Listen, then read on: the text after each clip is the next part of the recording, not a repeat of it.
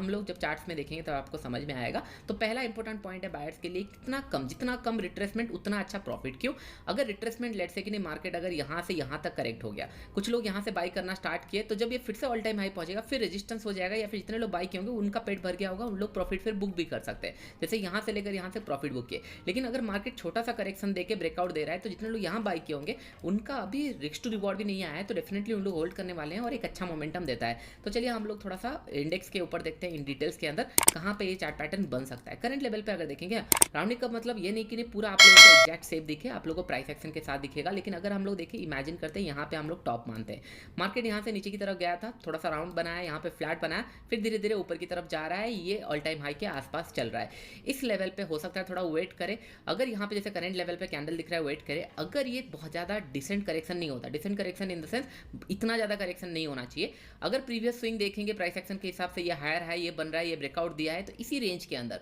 अगर ये इसी रेंज के अंदर करेक्शन कर रहा है और इसी पॉइंट पे आके फिर ब्रेकआउट दे रहा है, तो दैट मीन्स बहुत अच्छा करेक्शन मतलब ब्रेकआउट दे सकता है। मार्केट अगर लेट से हायर लेवल पे गया यहाँ पे और एक कैंडल रेड बनाया फिर ब्रेकआउट दे रहा है, तो भी अच्छा मोमेंटम हो सकता है। तो अभी हम लोगों को अगर अपसाइड मोमेंटम और देखना है, तो हम लोग का प्लान क्या होना चाहिए, मार्केट अगर यहाँ से स्मॉल करेक्शन करे, जैसे अभी एक नेगेटिव कैंडल बनाया, फाइन, एक नेगेटिव कैंडल बनाया, कुछ बड़ा बात नहीं है, लेकिन अगर और भी नीचे आता है, it will be let's say कि 200-300 पॉइंट या 500 पॉइंट करेक्शन किया, तब हम लोग मान सकते हैं कि नहीं बड़ा टारगेट आएगा। अगर यहाँ से नीचे करेक्शन ज़्यादा कर रहा है, तो फिर ये कप एंड हैंडल के लिए एलिजिबल नहीं है, अच्छा हम लोग को प्रॉफिट नहीं मिल सकता। अगर मार्केट लेट से थोड़ा सा ऊपर गया, ये लेवल पे गया एंड थोड़ा सा पॉज लिया, 100-200-300 पॉइंट या 400 पॉइंट पॉज लिया, एक दो कैंडल पॉज लिया, उसके बाद ब्रेकआउट दे रहा है, तो भी वो अच्छा सिनारियो होता है। टारगेट क्या होना चाहिए, यहाँ से लेकर नीचे तक प्रोजेक्ट करेंगे उतना हम लोगों को ऊपर की तरफ टारगेट होना चाहिए। आई होप मेरा पॉइंट आप लोगों को समझ में आ रहा होगा किस तरीके से ये पैटर्न काम करता है। और हम लोग देखते हैं कहाँ पे ये फेल भी हुआ था। हाँ, जैसे यहाँ पे हम लोगों ने प्लान तो किया था कि नहीं कप एंड हैंडल पैटर्न बनेगा, बहुत अच्छा पैटर्न दिखा था, लेकिन आप दिख रहे हो यहाँ से करेक्शन कितना हो गया, यहाँ से जब प्रीवियस टाइम पे वेट था उसके नीचे करेक्शन मतलब गैप डाउन खुलना स्टार्ट हो गया।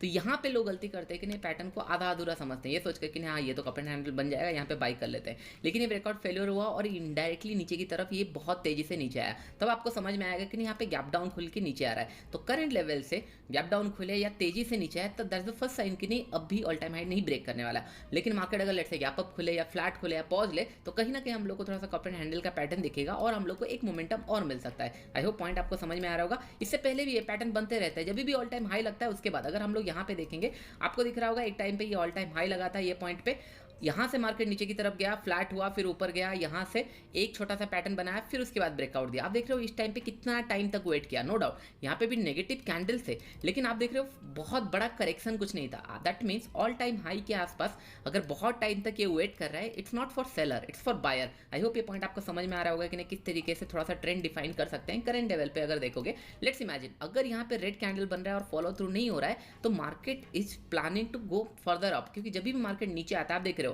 मार्केट नीचे आने का सेंटीमेंट क्या होता है, ये एक गैप डाउन खुला, कंटिन्यूसली फॉलो थ्रू कैंडल बनाया, नीचे की तरफ गया। आई होप ये पॉइंट आपको समझ में आ रहा होगा। जस्ट फॉर कंफर्मेशन कि नहीं किस तरीके से ये चार्ट पैटर्न काम करता है मार्केट में। अगर इमेजिन करो कि नहीं आप लोगों को ये पॉइंट पे करंट लेवल पे यहाँ पे अगर मार्केट पॉज लिया, वेट किया कुछ टाइम तक, गैप अप खुले या वेट करे, तो दैट मीन्स यहाँ पे कुछ कप एंड हैंडल का अगर पैटर्न बनाया, तो फिर हम लोग को बड़े टारगेट्स आने वाले टाइम में मिल सकते हैं। आई होप ये पॉइंट आपको क्लियर हो रहा होगा। अभी हम लोग थोड़ा सा देखते हैं कौन से स्टॉक्स के अंदर ये बन सकता है या बन रहा है, तो आपको समझ में आएगा। फिर और एक बार आपको डिस्क्लेमर बता दे रहा हूँ कि नहीं कोई भी इन्वेस्टमेंट मतलब प्लानिंग नहीं है, लेकिन जिस टाइम पे जो चीज़ें मुझे दिखेगी मैं आपको सिखाना चाहता हूँ, सो दैट क्या होगा हम लोग मिलकर कुछ चीज़ें सीख पाएंगे। एंड गलत भी होंगे तो हम लोग के पास स्टॉप लॉस है, अगर सही होंगे तो फिर रिस्क टू रिवॉर्ड हम लोगों को अच्छा खासा पैसा बना के दे सकता है। आई होप ये पॉइंट आपको समझ में आ रहा होगा। हर एक डिसीजन आपका है कि ना आप किस तरीके से प्लान करोगे, किस तरीके से उसको देखोगे, क्योंकि 100% कोई चीज़ें गारंटी नहीं होती। जैसे हम लोग बोलते हैं कि नहीं 90% लोग यहाँ पे लॉस कर रहे हैं, तो मेक श्योर करना है कि नहीं आपका जो मतलब क्या बोलते हैं उसको मनी मैनेजमेंट, आपका रिस्क टू रिवॉर्ड वो सही रखना।